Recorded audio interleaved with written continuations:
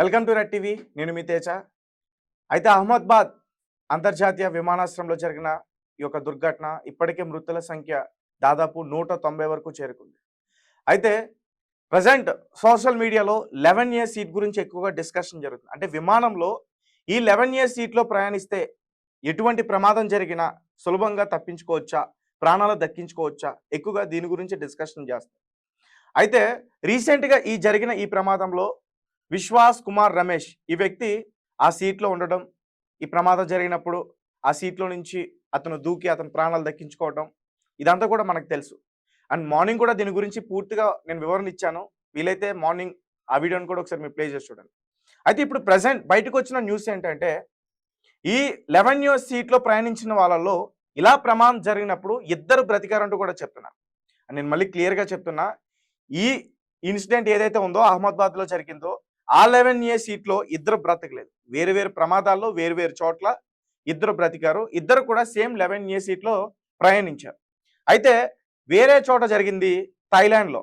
Thai ఎయిర్వేస్కి సంబంధించి ఇది 1998లో జరిగిన సంఘటన. థాయిలాండ్కి సంబంధించి ఒక ఫేమస్ సింగర్ ఆ విమానంలో ఉన్నారు. దాని కోడ్ TZ261. సో ఈ విమానంలో అతను ప్రయాణించాడు. సో అప్పుడు ల్యాండ్ అవుతున్నప్పుడు సూరత్ అనే ఒక ప్రాంతంలో, సూరత్ దాని అనే ఒక ప్రాంతంలో అది ల్యాండ్ అవుతున్న టైంలో ఇది చాలా పెద్ద ప్రమాదానికి గురైంది. దాదాపు 101 మంది ఈ ప్రమాదంలో చనిపోవడం జరిగింది. దాని తర్వాత ఈ 11A సీట్లో ఉన్న ఈ వ్యక్తి ఎవరైతే ఉన్నారో ఆ రోజు ఈ ప్రమాదం జరుగుతున్నప్పుడు అతను తప్పించుకుని బయటపడ్డాడు. ప్రజెంట్ రీసెంట్గా ఫేస్బుక్ ద్వారా ఈ అహ్మదాబాద్ ఏదైతే జరిగిందో ఇన్సిడెంట్ దాని గురించి అతను పోస్ట్ చేయడం జరిగింది. గతంలో తన అనుభవం కూడా ఒకసారి గుర్తు చేసే ప్రయత్నం చేశాడు. నేను గురైంది చాలా పెద్ద ప్రమాదానికి, ఇప్పటికీ కూడా నేను కోలుకోలేకపోతున్నా. అలాగే మరీ ముఖ్యంగా నా ఇంటి గది తలుపులు, అలాగే నా ఇంటి గది కిటికీలు, విండోలు ఎప్పుడు కూడా తెరిచే ఉంచమంట. ఎందుకంటే అవి క్లోజ్ చేస్తున్నప్పుడు ఏదో పెద్ద ప్రమాదం జరుగుతుంది, ఏదో నా మీద పడిపోతుంది, నేను ఎక్కడికో లోయలోకి వెళ్ళిపోతున్నట్టు ఇలా అనిపిస్తుంది. కానీ నేను ఎప్పుడు కూడా మ్యాక్సిమం ఆ ఇన్సిడెంట్ అయిన తర్వాత కొన్ని సంవత్సరాల పాటు నేను ఇంటికే పరిమితం అయ్యా. అలాగే నా ఇంటి కిటికీ ఎక్కడైతే ఉందో అక్కడే కూర్చుని బయట అంతా కూడా చూసేవాడిని. అండ్ మరీ ముఖ్యంగా ఎప్పుడైనా వాతావరణం మారినప్పుడు, మబ్బు మేఘాలు వచ్చినప్పుడు, వర్షం కురుస్తున్న టైంలో నాకు చాలా భయం అనిపించేది. ఆ ఉరుములకు కానీ ఆ మెరుపులకు కానీ. ఎందుకంటే ఆ విమానం ల్యాండ్ అవుతున్నప్పుడు అది కూడా సేమ్ ఇక్కడ ఎలా అయితే కుప్ప కూలిపోయిందో అది ల్యాండ్ అవుతున్న టైంలో కూడా ఫెయిల్ అయిపోయి పల్టీలు కొట్టింది ఆ విమానం. సో అప్పుడు పెద్ద శబ్దాలు రావటం, పెద్ద ఫైర్ రావటం, సో ఆ ఉరుములకి ఆ శబ్దాలకి రెండు ఒకేలా ఉండటం, సో ఇతనికి పూర్తిగా అదంతా కూడా గుర్తుండిపోయింది. దాని ద్వారా అతను చాలా భయపడ్డానని చెప్పాడు. ఈ విషయాన్ని మొత్తం కూడా ఇతను ఫేస్బుక్ అకౌంట్లో రీసెంట్గా పోస్ట్ చేయడం జరిగింది.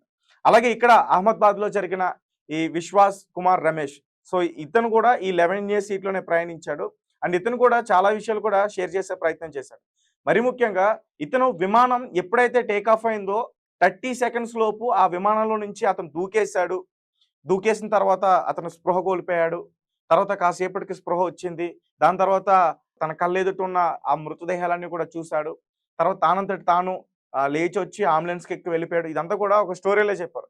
నిజానికి జరిగింది ఏంటంటే విమానం కుప్ప కూలిన తర్వాత అది బీజే మెడికల్ కాలేజ్ పడిన తర్వాత కూడా అతను ఆ విమానంలోనే ఉన్నాడు. అయితే విమానం పడిన తర్వాత అది పెద్దగా బ్లాస్ట్ అయింది. తన వైపు కూడా మంటలు వచ్చాయి. తన దగ్గర ఉన్న వస్తువులతో అడ్డు పెట్టుకునే ప్రయత్నం చేశాడు. అండ్ తన పక్కన కూర్చున్న వేరే సీట్లలో, అంటే నార్మల్గా వేసి ఉంటాయి కాబట్టి తన పక్కన ఇద్దరు వృద్ధులు కూడా ఉన్నారు. నా కళ్ళెదుటే వాళ్ళు కాలిపోతా ఉన్నారు మంటల్లో. వాళ్ళు కూడా డోర్ తీయడానికి ప్రయత్నిస్తున్నారు.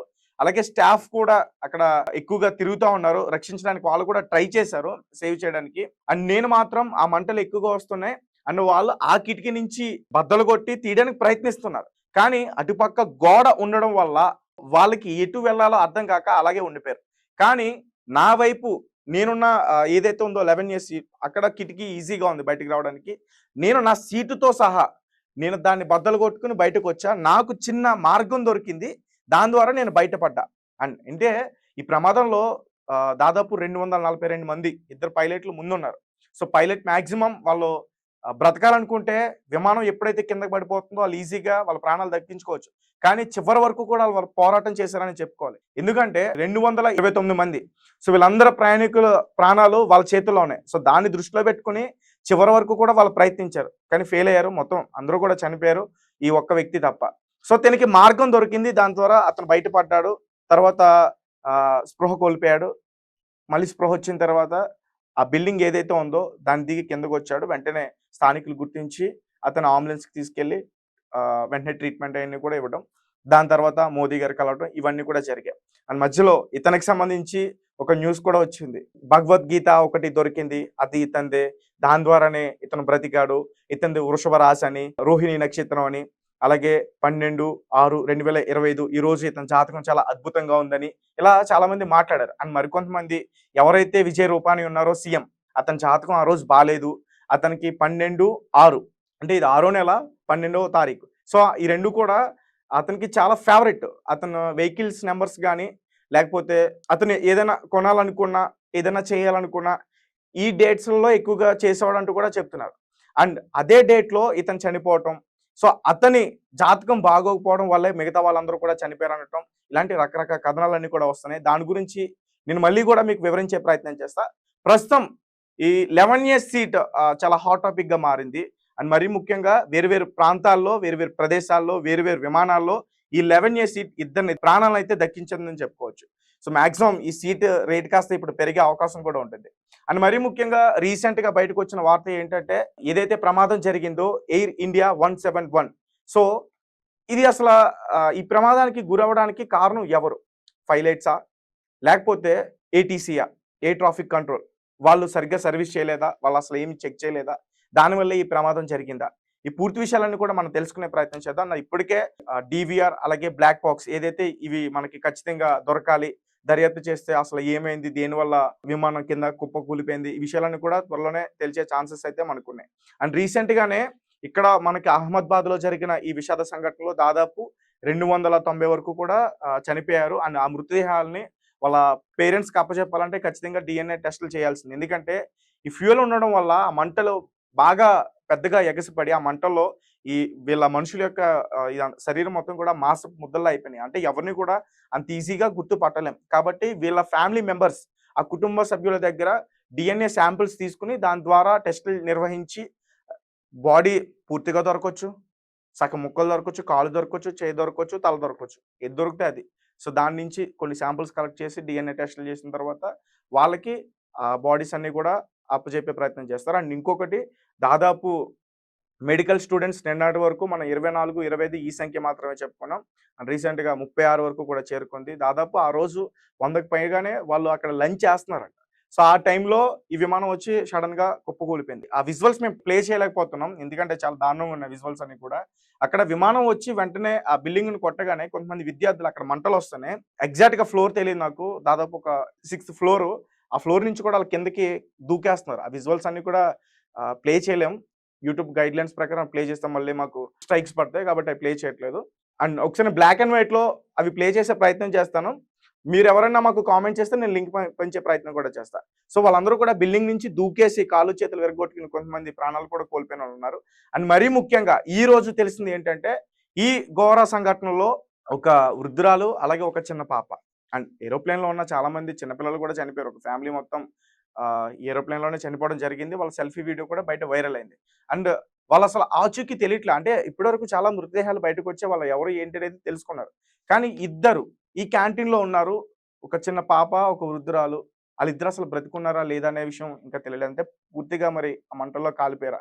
ఈ విషయాన్ని కూడా త్వరలో తెలియాల్సిన అవకాశం అయితే ఉంది. అండ్ ఫైనల్‌గా మన టాపిక్ ఏంటంటే దీనికి సంబంధించి 11 ఇయర్స్ సీట్ గురించి వేరు ప్రాంతాల్లో, వేరు ప్రదేశాల్లో ఇద్దరు ఈ సీట్‌లో ప్రయాణించడం వల్ల బ్రతికారు. సో ఒకరు విశ్వాస్ కుమార్ రమేష్, మరొకరు రుయాంగ్ సాక్ జేమ్స్ లోయ్ చూసక్.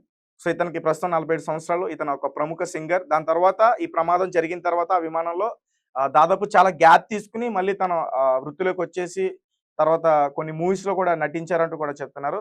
ఏదేమైనప్పటికీ ఇలాంటి విమాన ప్రమాదాల్లో చాలా జాగ్రత్తలు తీసుకుంటే బావుంటుందని నాకు అనిపిస్తుంది. నిపుణులు ఇంజిన్స్ సరిగ్గా ఉన్నాయా లేదా? అలాగే విమానం ప్రయాణించేటప్పుడు సర్వీస్ కూడా చక్కగా చెయ్యాలి. సరిగ్గా చేస్తే బావుంటుంది. లేదంటే మాత్రం ఇలాంటి ప్రమాదాలు ఇంకా ఎక్కువగా అయ్యే అవకాశం కూడా ఉంటుంది. అండ్ మరీ ముఖ్యంగా ఈ బోయింగ్ సంబంధించి ఏదైతే ఎయిర్‌వేస్ ఉందో దాని గురించి కూడా చాలా కథనాలైతే బయటకొస్తున్నాయి. అండ్ వీళ్ళ సర్వీస్ అసలు బాగోదు అంటూ కూడా చాలా మంది పోస్టులు పెడుతున్నారు. సో దీని గురించి మరి డీజీసీ డిపార్ట్‌మెంట్ ఎలా తీసుకుంటుందనేది కూడా మనం చూడాలి.